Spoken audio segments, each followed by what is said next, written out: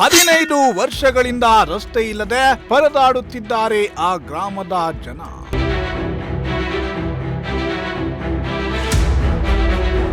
ನಕಾಶೆಯಲ್ಲಿ ದಾರಿ ಇದ್ರೂ ಒತ್ತುವರಿ ಮಾಡಿಕೊಂಡವರು ಜಾಗ ಬಿಡ್ತಿಲ್ಲ.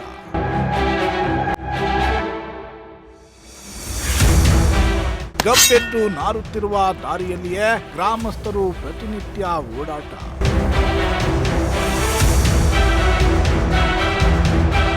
ಎಸ್ ವೀಕ್ಷಕರೇ, ಶಿರಾ ಐತಿಹಾಸಿಕವಾಗಿ ಪ್ರಸಿದ್ಧಿ ಪಡೆದಿರುವ ತಾಲೂಕು. ಆದರೆ ಇಂತಹ ಪ್ರದೇಶದ ಬಹುತೇಕ ಗ್ರಾಮಗಳಲ್ಲಿ ಅಭಿವೃದ್ಧಿ ಅನ್ನೋದು ಕಾಣ್ತಾನೇ ಇಲ್ಲ. ಒಂದು ಕಡೆ ಗ್ರಾಮದಿಂದ ಗ್ರಾಮಕ್ಕೆ ದಾರಿ ಕಲ್ಪಿಸುವ ರಸ್ತೆಗಳು ಹದಗೆಟ್ಟಿದ್ರೆ, ಮತ್ತೊಂದು ಕಡೆ ಗ್ರಾಮದಲ್ಲಿಯೇ ಜನರು ಓಡಾಡಲು ಪರದಾಡುವಂತಹ ಪರಿಸ್ಥಿತಿಗಳಿವೆ. ಅಧಿಕಾರಿಗಳ ನಿರ್ಲಕ್ಷ್ಯದಿಂದಾಗಿ ಹದಗೆಟ್ಟ ರಸ್ತೆಯಲ್ಲಿ ಗ್ರಾಮಸ್ಥರು ದಿನನಿತ್ಯ ಓಡಾಡುವಂತಾಗಿದೆ. ಇದಕ್ಕೆ ಪೂರಕವೆಂಬಂತೆ ಕಳ್ಳಂಬೆಳ್ಳ ಹೋಬಳಿಗೆ ಸೇರುವ ಯಲದಬಾಗಿ ಗ್ರಾಮ ಪಂಚಾಯಿತಿಗೆ ಸೇರುವ ಮುದಿಮಡು ಗ್ರಾಮದಲ್ಲಿ ರಸ್ತೆ ಇಲ್ಲದೆ ಜನ ಪರದಾಡುತ್ತಿದ್ದಾರೆ. ಇಲ್ಲಿ ನಕಾಶೆಯಲ್ಲಿ ರಸ್ತೆ ಇದ್ರೂ ಜನರು ಒತ್ತುವರಿ ಮಾಡಿಕೊಂಡಿರೋದ್ರಿಂದ ಇಂತಹ ತಲೆನೋವು ಎದುರಾಗಿದೆ.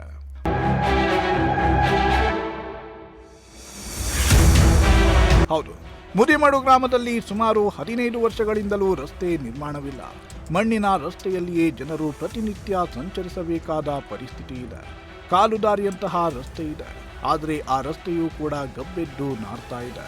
ಈ ದಾರಿಯ ಪಕ್ಕದಲ್ಲಿಯೇ ಸರ್ಕಾರಿ ಶಾಲೆ ಕೂಡ ಇದ್ದು, ಈ ಗಬ್ಬಿನಲ್ಲಿಯೇ ಮಕ್ಕಳು ಪಾಠ ಕೇಳಬೇಕಿದೆ. ಇಂತಹ ಪರಿಸ್ಥಿತಿಯಲ್ಲಿ ಇಡೀ ಗ್ರಾಮವೇ ಇಂದು ಅನೇಕ ಮಾರಕ ರೋಗಗಳಿಗೆ ತುತ್ತಾಗ್ತಿದೆ. ನಕಾಶೆಯ ಪ್ರಕಾರ ರಸ್ತೆ ಇದ್ರೂ ಕೂಡ ಅಧಿಕಾರಿಗಳು ಮಾತ್ರ ರಸ್ತೆ ನಿರ್ಮಿಸೋಕೆ ಮನಸ್ಸೇ ಮಾಡ್ತಿಲ್ವಂತೆ. ಈ ಕಾರಣಕ್ಕೆ ಮುದಿಮಡು ಗ್ರಾಮದ ಜನರು ನಮಗೆ ರಸ್ತೆ ಮಾಡಿಕೊಡಿ ಅಂತ ಪರಿಪರಿಯಾಗಿ ಬೇಡಿಕೊಡ್ತಾ ಇದ್ದಾರೆ.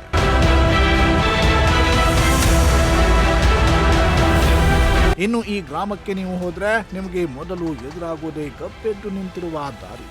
ಈ ಗಬ್ಬೆ ಮೊದಲು ನಿಮಗೆ ಸ್ವಾಗತ ಕೋರುತ್ತೆ. ಮುಂದೆ ಹೋದಂತೆ ನಿಮಗೆ ಎಲ್ಲಿ ನೋಡಿದ್ರೂ ಕೂಡ ಹಳ್ಳಗಳಿಂದ ಕೂಡಿದ ದಾರಿ ಕಾಣುತ್ತೆ. ಇನ್ನು ಒಳ ಹೋದಂತೆ ಅನೇಕರು ಈ ದಾರಿಯನ್ನೇ ಒತ್ತುವರಿ ಮಾಡಿಕೊಂಡು ಮನೆಯನ್ನ ಕಟ್ಟಿಕೊಂಡಿದ್ದಾರೆ. ಅವರ ಮನೆಯ ಮುಂದೆಯೇ ಜನ ವಾಹನಗಳು ಓಡಾಡಬೇಕಿದೆ.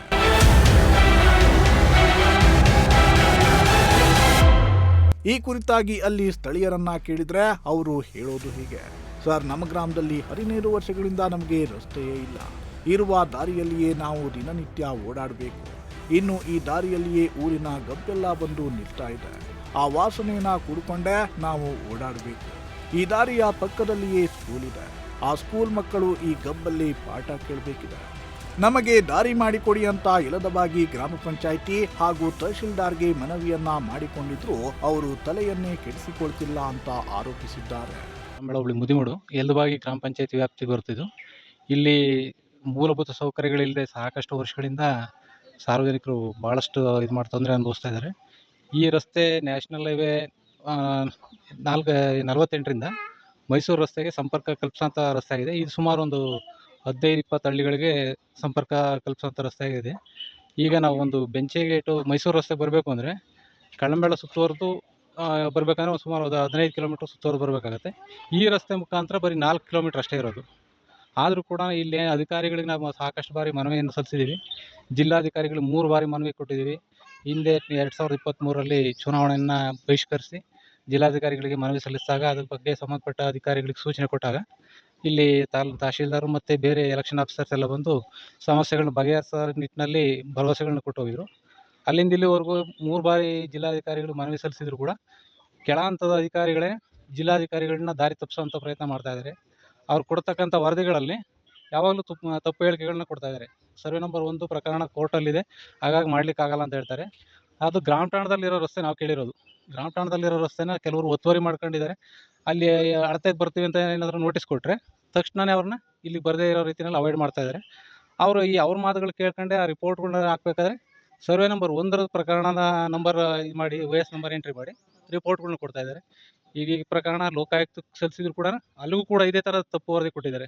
ಹಾಗಾಗಿ ಇದನ್ನು ಜಿಲ್ಲಾಧಿಕಾರಿಗಳು ಅಥವಾ ಇದಕ್ಕೆ ಸಂಬಂಧಪಟ್ಟ ಇಲಾಖೆ ಅಧಿಕಾರಿಗಳನ್ನ ಗಮನಕ್ಕೆ ತಂದು ಈ ಸಮಸ್ಯೆನ ಬಗೆಹರಿಸಬೇಕು.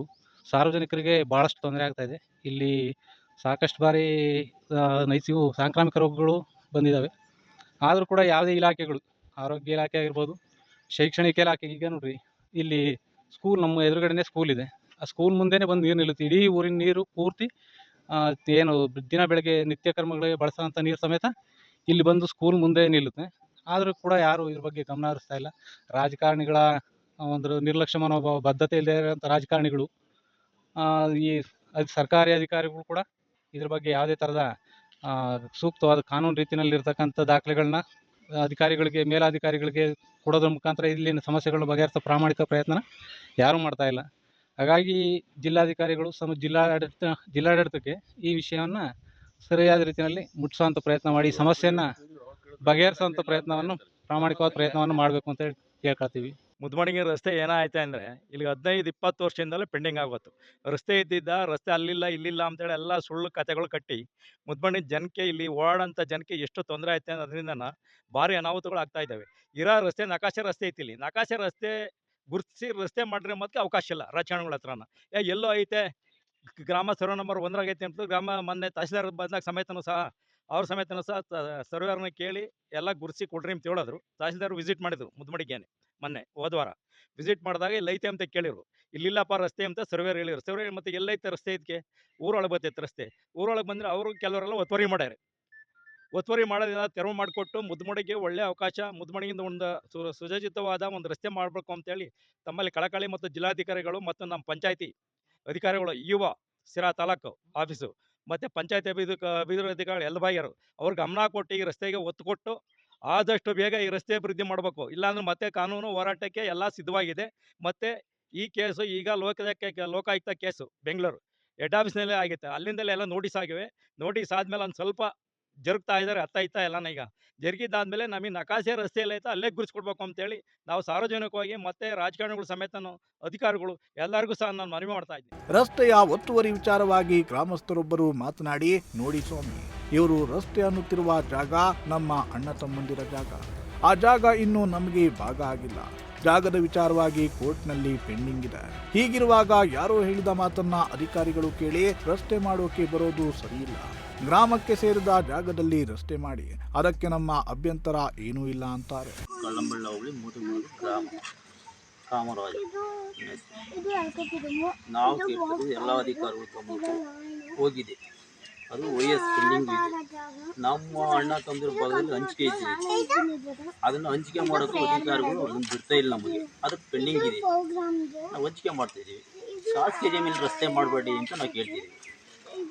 ಗ್ರಾಮದ ರಸ್ತೆ ಏನೈತೆ ಮಾಡ್ಕೊಂಡು ಹೋಗಿ PDO ಗಮನಕ್ಕೆ ಐತೆ, ತಹಸೀಲ್ದಾರ್ ಸಾಹೇಬ್ರ ಗಮನಕ್ಕೆ ಐತೆ.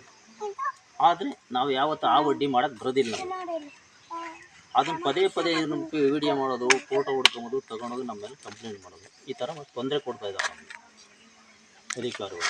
ಈಗ ನಿಮಗೆ ಸರ್ಕಾರಿ ಜಾಗದಲ್ಲಿ ರೋಡ್ ಮಾಡೋಕ್ಕೆ ನಾವು ಅತ್ಯಂತ ಯಾವುದು ಮಾಡೋಕ್ಕಾಗುತ್ತೆ.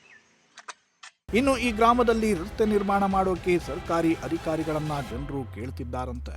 ಆದರೆ ಅಧಿಕಾರಿಗಳು ನಿಮಗೆ ರಸ್ತೆ ಮಾಡಬೇಕಂದ್ರೆ ಒತ್ತುವರಿಯಾಗಿರುವ ಜಾಗ ಮೊದಲು ತೆರವಾಗಬೇಕು ಅಂತಿದ್ದಾರೆ. ಮತ್ತೊಂದು ಕಡೆ ಒತ್ತುವರಿ ಮಾಡಿಕೊಂಡಿರೋರು ಈ ಜಾಗ ನಮಗೆ ಸೇರಿತ್ತು, ಜಾಗದ ಬಗ್ಗೆ ಕೋರ್ಟ್ನಲ್ಲಿ ಕೇಸ್ ನಡೀತಾ ಇದೆ. ಹೀಗಿರುವಾಗ ನಕಾಶೆಯಂತೆಯೇ ರಸ್ತೆ ನಿರ್ಮಾಣ ಮಾಡಬೇಕು ಅಂದರೆ ಹೇಗೆ ಸಾಧ್ಯ ಅನ್ನೋ ಪ್ರಶ್ನೆಯನ್ನ ಮಾಡ್ತಿದ್ದಾರೆ. 10 ಗ್ರಾಮಗಳಿಗೆ ರಸ್ತೆ ಕಲ್ಪಿಸುವ ಈ ಗ್ರಾಮದ ಜಾಗದಲ್ಲಿ ರಸ್ತೆ ನಿರ್ಮಾಣದ ಅಗತ್ಯವಿದೆ. ಒಟ್ಟಾರೆ ಗ್ರಾಮಸ್ಥರು ಸಾಮರಸ್ಯದಿಂದ ಒಂದಾಗಬೇಕಿದೆ. ಇತ್ತ ಒತ್ತುವರಿ ಮಾಡಿಕೊಂಡಿರೋರು ರಸ್ತೆ ನಿರ್ಮಾಣಕ್ಕೆ ಜಾಗ ಬಿಡಬೇಕಿದೆ. ಇತ್ತ ಅಧಿಕಾರಿಗಳು ಕೂಡ ಈ ಗ್ರಾಮಸ್ಥರಲ್ಲಿ ಸಾಮರಸ್ಯವನ್ನ ಮೂಡಿಸಿ ರಸ್ತೆ ನಿರ್ಮಾಣವನ್ನ ಮಾಡಿಕೊಡಬೇಕಿದೆ. ಶ್ರೀಮಂತ್ ಕುಮಾರ್, ಪ್ರಜಾಶಕ್ತಿ ಟಿವಿ, ಶಿರಾ.